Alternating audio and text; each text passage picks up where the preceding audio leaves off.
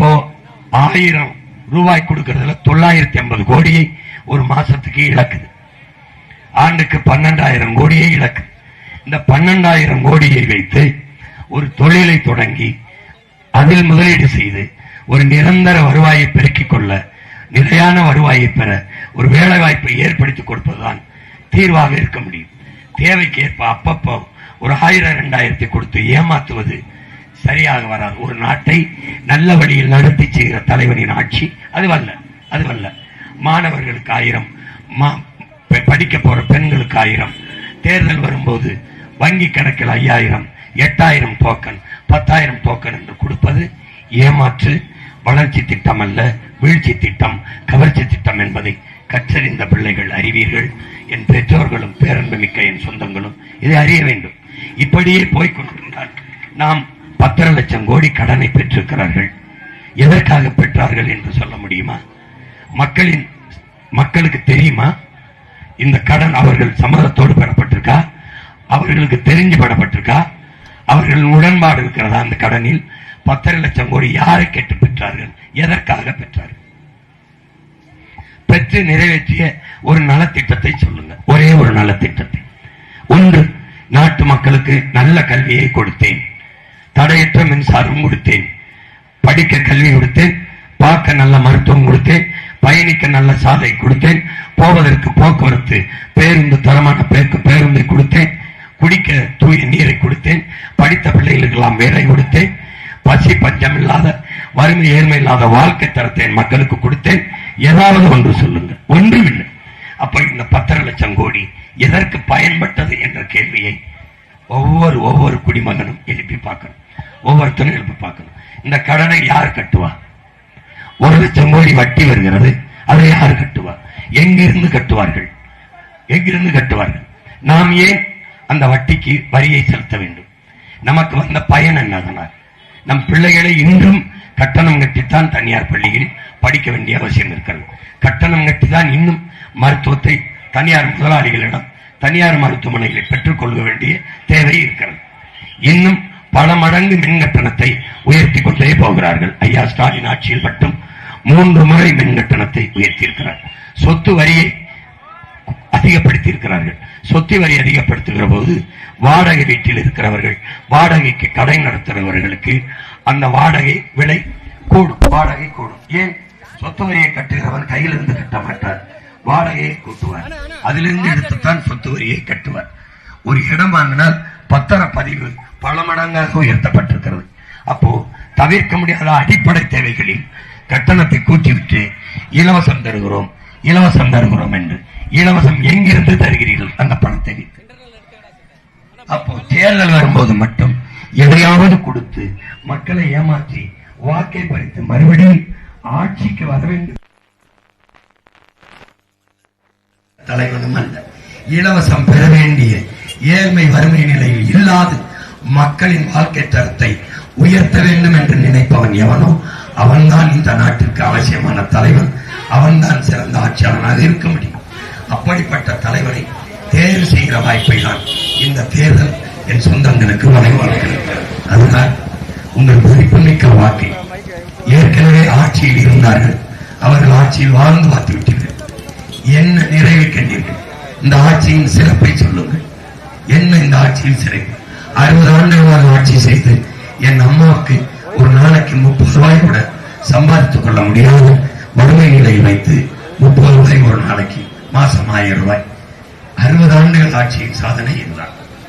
60 ஆண்டுகள் ஆட்சியின் சாதனை ரேஷன் கடையில் இலவச அரிசி போட்டால் தான் வாங்கி சாப்பிட்டு வயிறு வளர்த்து உயிர் வளர்க்க முடியும் என்கிற ஏழ்மை வறுமை நிலையில் என் இன மக்களை வைத்ததுதான் சாதனை.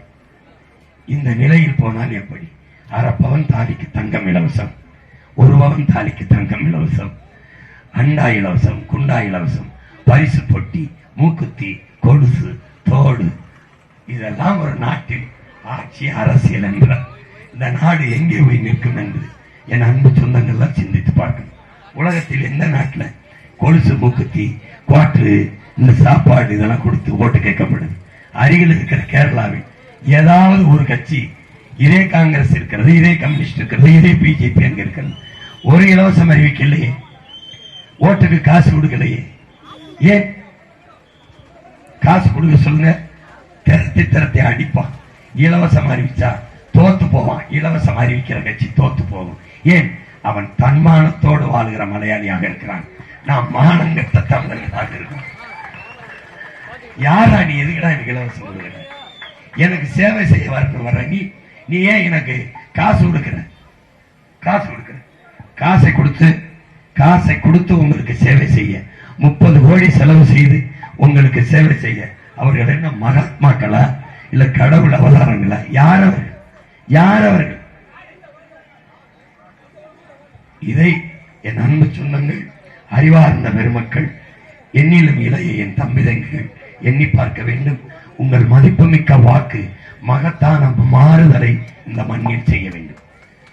மாற்றம் என்பது என் உடன் பிறந்தார்களே சொல் அல்ல செயல்.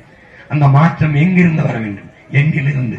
உங்கள் மகன் ஆங்கிலம் கலவாமல் பேச வேண்டும் என்று முடிவெடுத்தால் என்னிலிருந்து தான் தொடங்க வேண்டும். நான் கேட்பேன், என் தாய்மொழியை நான் பேசாது வேறு யார் பேசுவார் என்று கேட்டு நான் ஆங்கிலத்தை தவிர்த்து பேசுவேன்.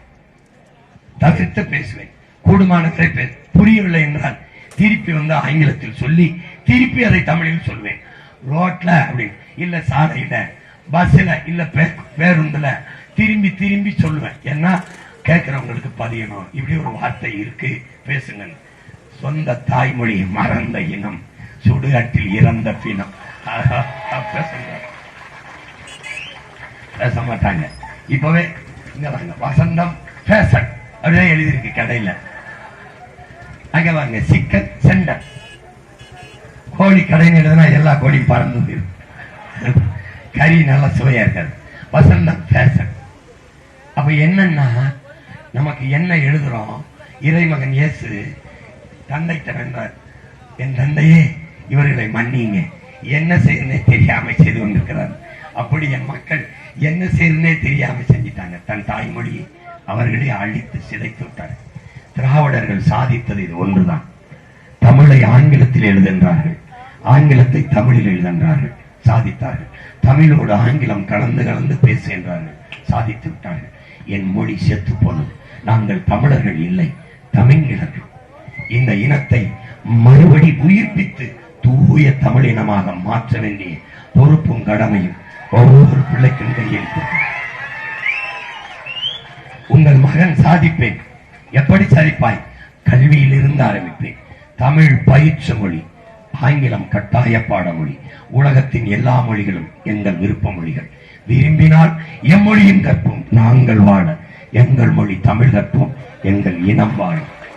ஏன்? என் மொழி என்பது என் முகம், என் மொழி என்பது என் முகவரி, மொழி என்பது என் உயிர், மொழி என்பது என் அடையாளம், மொழி என்பது என் கலை இலக்கியம், என் மொழி என்பது என் அறிவியல், அரசியல், புவியியல், வரலாறு, அரசியல் எல்லாமே எனக்கு மொழிதான். அதனால் என் மொழியை சிதை அழிய நான் விடமாட்டேன்.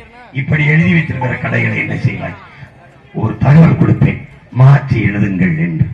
எழுதவில்லை என்றால் திருப்பி நானே வருவேன். மாற்றி எழுதி வைத்து விட்டு எழுதுனதுக்கான கட்டடத்தை கொடுப்பேன். மாசம் கட்டிவிடுங்கள் என்று. மீறி கட்டவில்லை என்றால் மின்சார தொடர்பை துண்டிப்பேன். அதற்கு மேலையும் சேட்டை செய்தால் உரிமையை, லைசன்ஸ் இருக்கிற உரிமத்தை துண்டிச்சு விட்டு தமிழ் காசு வேணும், தமிழ் வேணாமா அவனுக்கு? இதே கடையை அமெரிக்காவில் போய் நடத்திக்க, இங்க விட்டு விளங்குதா? அதனால நல்ல மேய்ப்பெல்லாம் கிடையாது, குட் ஷெப்பர்ட் தான். இப்ப ஒரு பேருந்து போச்சு பத்தியில, அரசு பேருந்து, ஆந்திர அரசா, கேரள அரசா, கர்நாடக அரசா? டேய், இதுக்காவது இவங்களை ஒழிக்கணும்டா, அதுக்காவது ஒழிக்கணும். தமிழ்நாட்டு அரசு பேருந்துன்னு எழுதுறதுக்கு நீங்கள் என்ன வலிக்குது? அப்பங்காசில் எழுதுறியா, எங்க அப்பங்காசில் எழுதுறியா? எங்க அப்பங்காசில் தானே அரசு நடக்குது. தமிழ்நாட்டு அரசுன்னு எழுத என்ன சொல்ல கூச்சப்படுவான். ஏன்? தமிழ நல்லாதவன் அதிகாரம் இருக்கு.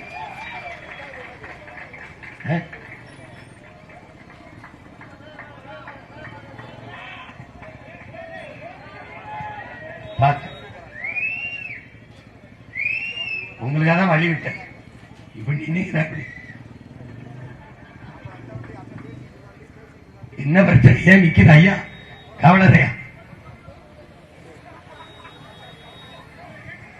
டேய், மக்களுக்கு எக்காரணத்தை மட்டும் நம்ம மேல வெறுப்பு வரக்கூடாது. அதனால நம்ம ஒண்ணு செய்வோம். எல்லாத்தையும் சரி செய்ய நினைக்கிறவங்க மகன் ஒரு வாக்க விவசாய சின்னத்துக்கு போட்டு என்னை சட்டசபைக்கு அனுப்புறதுக்கு பாருங்க.